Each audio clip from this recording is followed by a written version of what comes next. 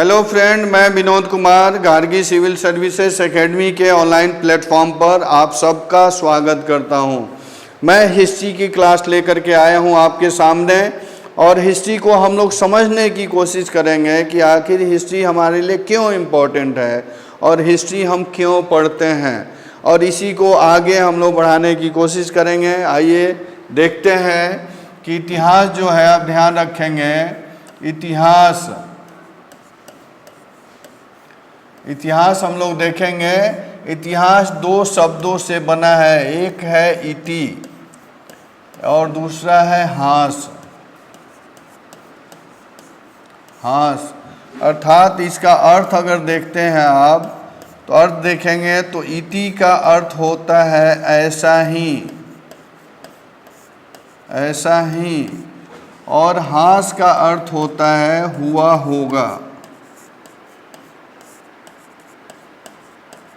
होगा।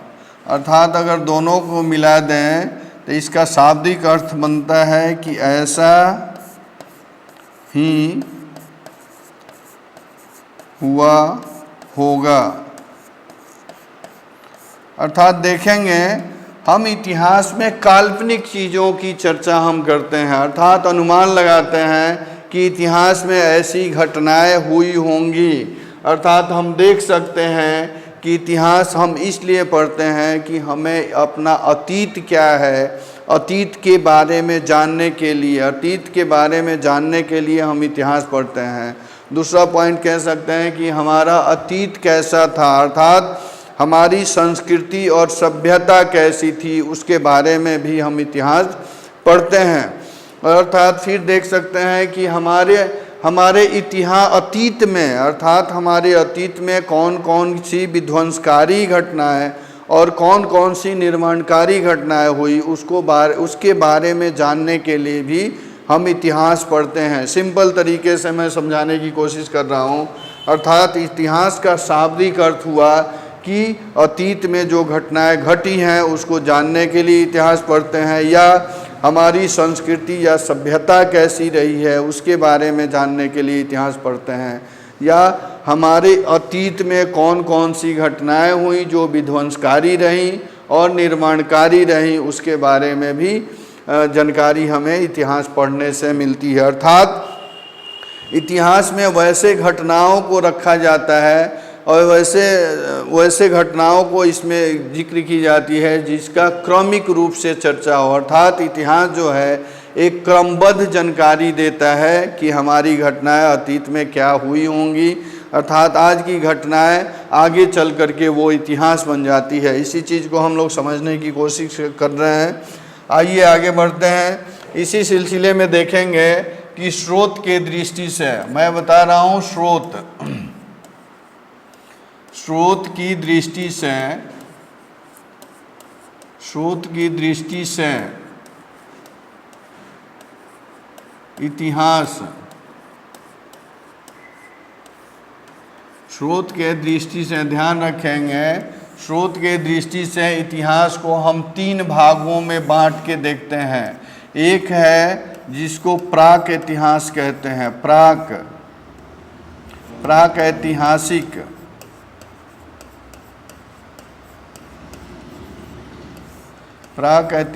काल। दूसरा है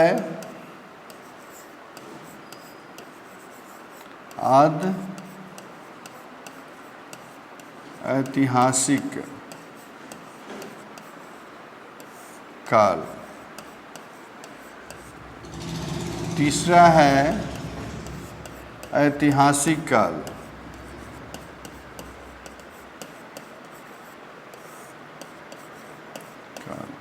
अर्थात हम समझने की कोशिश कर रहे हैं कि इतिहास को स्रोत के दृष्टि से हम लोग तीन भागों में बांटते हैं।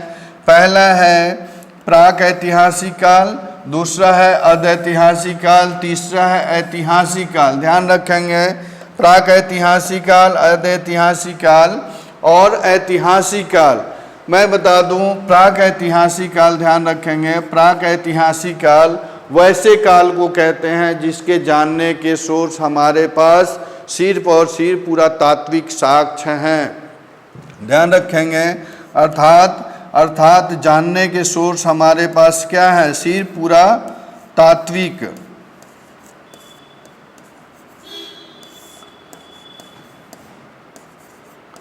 साक्ष्य। अर्थात देखिए, प्राग ऐतिहासिक काल वैसे काल को कहते हैं जिसके जानने के सोर्स हमारे पास सिर्फ पुरातात्विक साक्ष्य हैं। अर्थात उत्खनन से प्राप्त हुई सामग्री के माध्यम से हम इस काल की जानकारी प्राप्त कर सकते हैं। अर्थात उत्खनन से प्राप्त हुई सामग्रियाँ क्या होंगी? पाषाण उपकरण और हड्डी के उपकरण। पाषाण उपकरण के माध्यम से हमें इस काल की जानकारी मिलती है और हड्डी के उपकरण से भी इस काल की जानकारी हमें कार्बन डेटिंग पद्धति के माध्यम से मिलती है कि यह काल कितने वर्ष पुराना है। और इस काल में सबसे बड़ी बात है कि इसके जानने के साक्ष्य हमारे पास पुरातात्विक साक्ष्य हैं। और इस काल में हम देखेंगे कि इस काल में हम पाषाण काल को रखते हैं। पाषाण काल, ध्यान रखेंगे, इस काल में किस काल को रखते हैं? पाषाण काल और ताम्र पाषाण काल। पाषाण काल और ताम्र पाषाण काल को हम लोग इस काल में रखते हैं। नेक्स्ट है अदैतिहासिक काल। अदैतिहासिक काल का अर्थ होता है, अर्थात इस काल को जानने के लिए हमारे पास पुरातात्विक साक्ष्य भी है और लिखित साक्ष्य है, लेकिन हम सिर्फ और सिर्फ पुरातात्विक साक्ष्य का उपयोग करते हैं, लिखित साक्ष्य का उपयोग नहीं करते हैं, क्योंकि यहाँ पर इनकी लिपियाँ, इनके स्क्रिप्ट पढ़े नहीं गए हैं। ध्यान रखेंगे, जिस दिन लिपियाँ पढ़ ली जाएंगी उस दिन हम इस काल को ऐतिहासिक काल में रखेंगे। अर्थात मैंने बताया कि अदैतिहासिक काल वैसे काल को कहते हैं जिनके जानने के सोर्स हमारे पास पुरातात्विक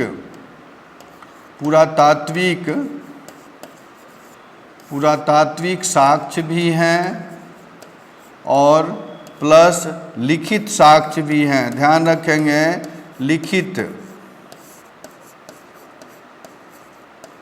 लिखित साक्ष्य भी हैं। मैं बताया इस काल को अदैतिहासिक काल वैसे काल को कहते हैं जिनके जानने के सोर्स हमारे पास पुरातात्विक साक्ष्य भी हैं और लिखित साक्ष्य है, लेकिन सिर्फ हम पुरातात्विक साक्ष्यों का उपयोग करते हैं, लिखित साक्ष्य का उपयोग नहीं करते हैं। इसलिए नहीं करते हैं क्योंकि यहाँ की लिपियाँ अभी पढ़ी नहीं गई हैं, अर्थात यहाँ के स्क्रिप्ट जो हैं अभी तक पढ़ी नहीं गए हैं, इसलिए हम इसे अदैतिहासिक काल में रखते हैं। जैसे आप देख सकते हैं, इस काल में हम लोग सिंधु घाटी सभ्यता को रख सकते हैं। सिंधु, ध्यान रखेंगे, सिंधु घाटी सभ्यता, सिंधु घाटी सभ्यता को इसमें रख सकते हैं क्योंकि आपको पता है सिंधु घाटी सभ्यता की लिपियां जो हैं, स्क्रिप्ट जो हैं अभी तक यहाँ पढ़े नहीं गए हैं। जिस दिन यहाँ की लिपि पढ़ ली जाएगी उस दिन इसको हम लोग कहाँ ऐतिहासिक काल में रखेंगे।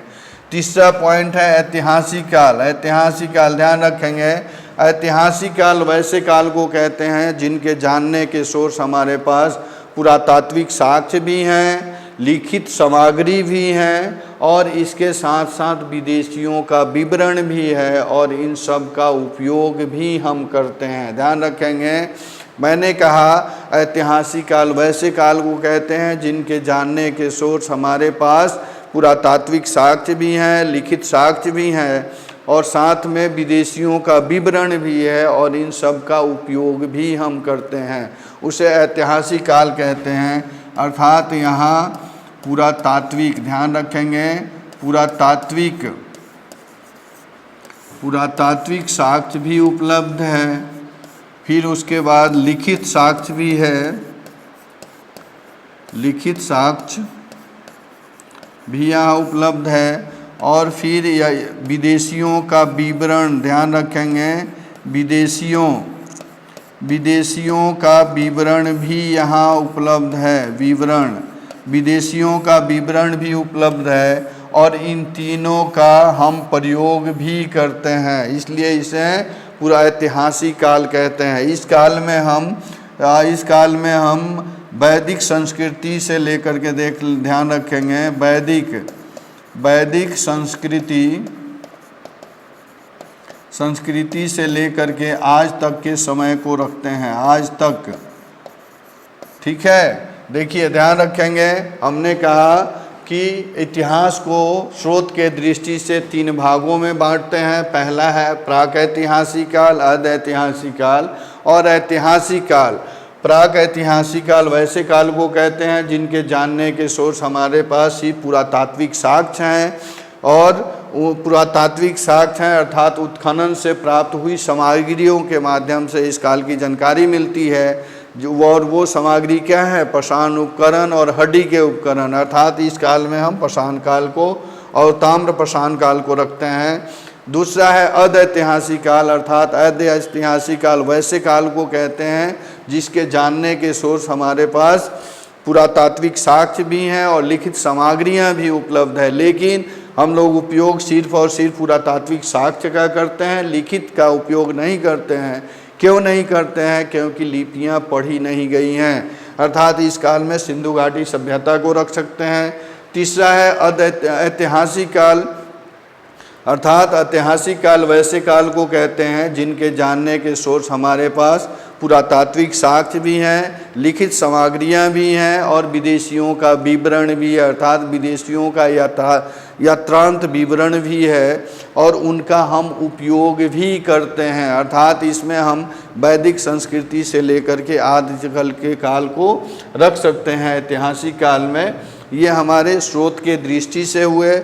अब हम देखेंगे कि इतिहास को अध्ययन की दृष्टि से, आप ध्यान रखेंगे, इतिहास को आप ध्यान रखेंगे, हम लोग पढ़ रहे हैं कि इतिहास को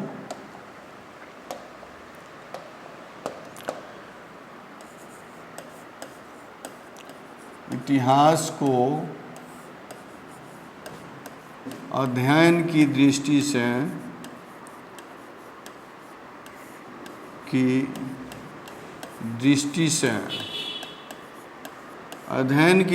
से इतिहास को हम लोग फिर 3 भागों में परंपरागत रूप से बांटते हैं, ध्यान रखेंगे। पहला है प्राचीन काल, दूसरा है मध्यकाल,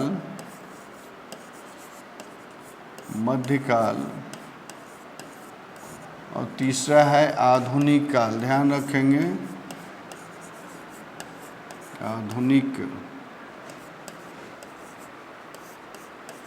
आधुनिक काल। ये परंपरागत रूप से बांटा गया है इतिहास को, अर्थात इतिहास को अध्ययन की दृष्टि से हम लोग 3 भागों में बांटते हैं। पहला है प्राचीन काल, मध्यकाल और आधुनिक काल, अर्थात एंशिएंट हिस्ट्री, मेडाइवल हिस्ट्री और मॉडर्न हिस्ट्री। लेकिन ध्यान रखेंगे, आजकल जितने एग्ज़ाम हो रहे हैं, कॉम्पिटिटिव एग्ज़ाम हो रहे हैं, उसमें एक चौथा भाग ऐड हो गया है, ध्यान रखेंगे, अर्थात ये चौथा भाग जो है उसको कहते हैं स्वतंत्रता के बाद का इतिहास, अर्थात आए दिन कॉम्पिटिटिव एग्ज़ाम में इस पोर्शन से भी बहुत अधिक संख्या में प्रश्न पूछे जा रहे हैं, इसलिए ध्यान रखेंगे अध्ययन की दृष्टि से हम लोग इतिहास को 3 भागों में बांटते हैं। कौन कौन है? प्राचीन काल, मध्यकाल, आधुनिक काल और स्वतंत्रता के बाद का इतिहास, अर्थात एंशिएंट हिस्ट्री, मेडाइवल हिस्ट्री और मॉडर्न हिस्ट्री, और उसके बाद चौथा है आफ्टर फ्रीडम स्ट्रगल। यहाँ से प्रश्न बनते हैं। और ध्यान रखेंगे अगले क्लास में हम लोगों ने ये देखा कि इतिहास को स्रोत के दृष्टि से कितने भागों में बांटते हैं? 3 भागों में। पहला है प्राक-ऐतिहासिक काल, अर्ध-ऐतिहासिक काल और तीसरा है ऐतिहासिक काल। उसी तरह इतिहास को अध्ययन की दृष्टि से हम लोग 3 भागों में परंपरागत रूप से बांटते हैं, लेकिन आधुनिक समय में 4 भाग इसके किए जा रहे हैं। पहला है प्राचीन काल, मध्यकाल, आधुनिक काल और स्वतंत्रता के बाद का इतिहास। इसके बाद देखेंगे हम लोग प्राचीन काल से क्लास को स्टार्ट करेंगे, अर्थात प्राचीन काल का पहला चैप्टर जो होगा यह पाषाण काल होगा। पाषाण काल होगा। इसके बाद देखेंगे ताम्र पाषाण काल, ताम्र पाषाण काल। इसके बाद तीसरा होगा सिंधु घाटी सभ्यता, सिंधु घाटी सभ्यता, सिंधु घाटी सभ्यता। चौथा होगा वैदिक संस्कृति, वैदिक संस्कृति, वैदिक संस्कृति ध्यान रखेंगे, इसमें दो हो जाएगा। वैदिक संस्कृति में दो पार्ट होता है, एक है ऋग्वैदिक काल, ऋग्वैदिक काल, दूसरा होगा उत्तर वैदिक काल, उत्तर वैदिक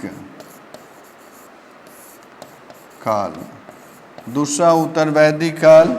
चौथा पांचवा हो जाएगा बौद्ध और जैन धर्म, ध्यान रखेंगे, बौद्ध और जैन धर्म पांचवा हो जाएगा। फिर आप देखेंगे छठा हो जाएगा महाजनपद काल, महाजनपद काल। महाजनपद काल के बाद आठवां हो जाएगा मौर्य काल,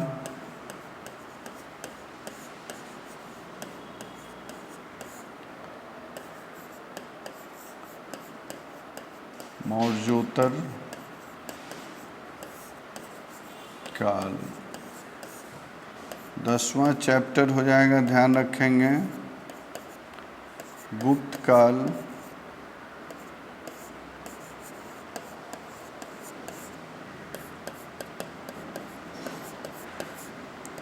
गुप्तोत्तर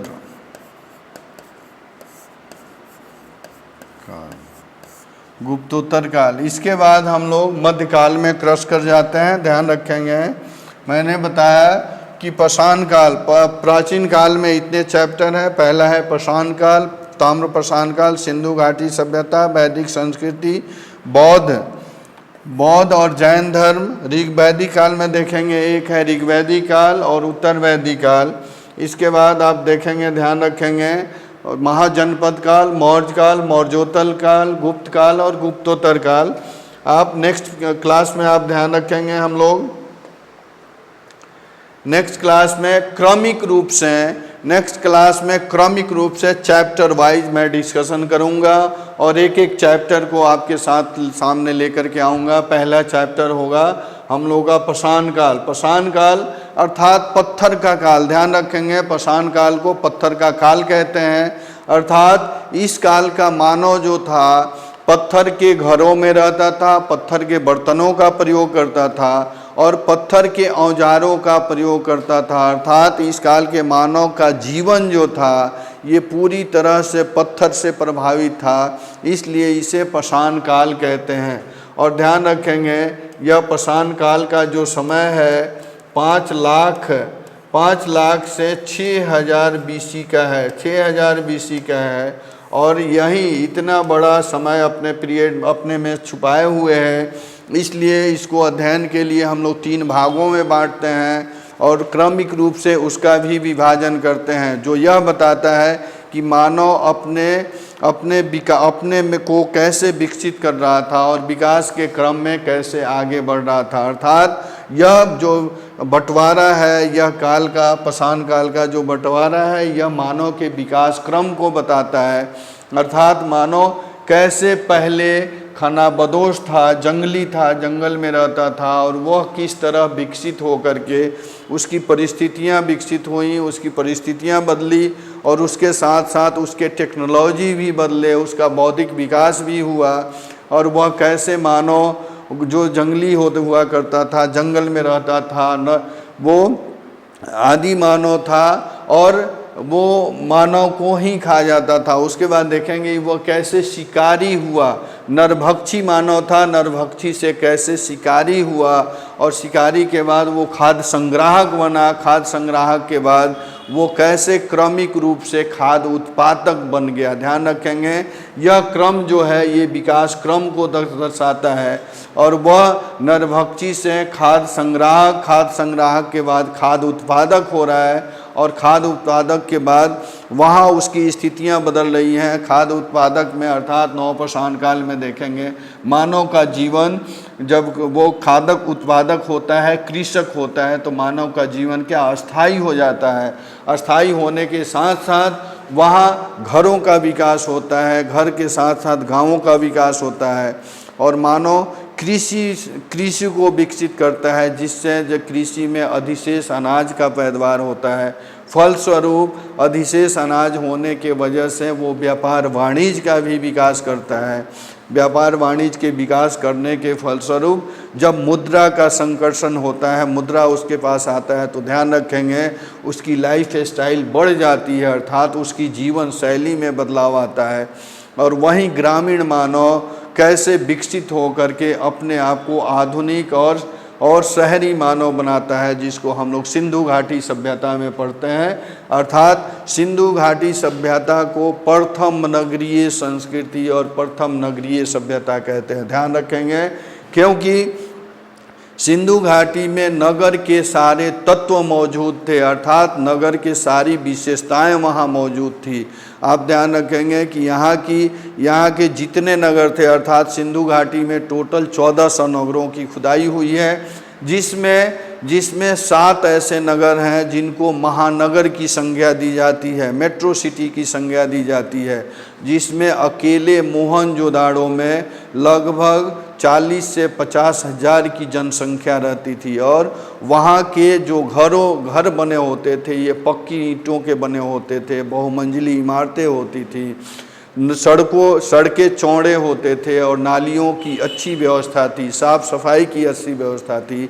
इसलिए इसे प्रथम नगरीय सभ्यता भी कहते हैं। और इसी के साथ साथ इसको हड़प्पा संस्कृति भी कहते हैं। ध्यान रखेंगे, हड़प्पा संस्कृति क्यों कहते हैं, इसके पीछे रीज़न है कि इस संस्कृति की पहली खुदाई जो हुई हड़प्पा नामक स्थान पर हुई। और यह परंपरा है कि जिस संस्कृति की खुदाई जिस जगह पर पहली बार होती है, उसी के नाम पर उस संस्कृति का नाम पड़ जाता है, इसलिए इसे हड़प्पा सभ्यता भी कहते हैं। समझ गए। इसके साथ साथ सिंधु घाटी सभ्यता को सरस्वती सभ्यता भी कहते हैं। ध्यान रखेंगे, सरस्वती सभ्यता इसलिए कहते हैं क्योंकि सरस्वती नदी के किनारे लगभग स्वतंत्रता के बाद 1100 नगरों की खुदाई हुई है, जो मोस्टली अधिकतर नगर सरस्वती नदी के किनारे मिले हैं, इसलिए इसे सरस्वती सभ्यता के नाम से भी जानते हैं। और इसको ताम्रपाषाण संस्कृति भी कहते हैं, ताम्रपाषाण काल भी कहते हैं, क्योंकि यहाँ के लोग तांबा में टीन मिलाकर कांसा बनाए जाते थे, इसलिए इसे कांस्य युगीन संस्कृति भी कहते हैं। ध्यान रखेंगे, कांस्य युगीन संस्कृति कहते हैं क्योंकि यहाँ तांबा में टीन मिलाकर कांसा बनाया जाता था, और यहाँ कांसे की नर्तकी की मूर्ति अधिक संख्या में मिली है, इसलिए इसे कांस्य युगीन सभ्यता कहते हैं। और प्रथम नगरीय सभ्यता भी इसे कहते हैं, जिसका कारण मैं बताया, क्योंकि नगर के सारे तत्व यहाँ मौजूद थे। इसी तरह हम लोग क्रमिक रूप से एक एक चैप्टर को एक डिटेल और सिलसिलेवार से लेकर के चलेंगे। मैं क्रमिक रूप से आपके सामने आपके इस चैनल पर लेके आता रहूँगा, और इससे मैं कोशिश करूँगा कि आपको ज़्यादा बेनिफिट हो। अगर आप मेरे गार्गी सिविल सर्विसेज एकेडमी के ऑनलाइन ऑफलाइन क्लासेस से जुड़ना चाहते हैं तो जो अवश्य जुड़ें। और यहाँ पर ये सारे कोर्स अवेलेबल करवाए जा रहे हैं, फाउंडेशन भी है, क्रैश कोर्स भी अवेलेबल है, और उसके साथ साथ आपको टारगेट बैच भी यहाँ पर दिया जा रहा है। इसके साथ साथ प्रत्येक रविवार को टेस्ट सीरीज भी चलाई जा रही है, जो 67 के लिए है।